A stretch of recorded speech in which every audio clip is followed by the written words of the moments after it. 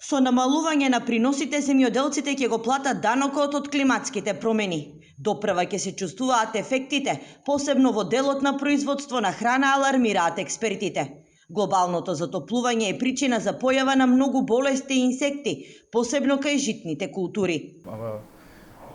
Почетокот на жетвата ќе биде порано од претходно, со што ќе се намали периодот на вегетација. На некој може и да им се одрази на самиот принос. За да имаме одржливо производство на житни култури кои ќе дадат добри приноси и покрај климатските промени потребно е користење на фунгициди, вели житопроизводителот Бубе Трајковски, кој успеал да го дуплира своето производство на пченица. Во иднина више не може да се произведува без употреба на фунгициди. Ние сме од ретки кои што веќе неколку години исклучиво вршиме заштита на житариците. Некаде одиме со 3 до 4 третмана, али врз база на употреба на фунгицидите, затоа добиваме и одлични резултати. Значи ние можеме да се пофалиме со приноси на пшеница од 6 до 8 тона.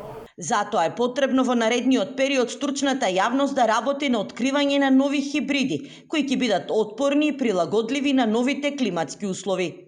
Значи сорти со пократка вегетација, сорти со издржливи на суша, сорти кои што ќе бидат многу пониски, што значи дека да нема толку голема лисна маса, едноставно да бидат прилагодливи на новонастанатите услови. Токму и прашањето како да им се помогне на земјоделците во вакви временски услови да имат одржливо производство беше темата на меѓународното научно стручно советување кое денеска се одржа на Земјоделскиот факултет во Штип. Експертите очекуваат дека со секој повисок степен за 6% ќе се намалуваат приносите на пченица, а до 2025 за 10 до 25% да се намалат приносите на пченката.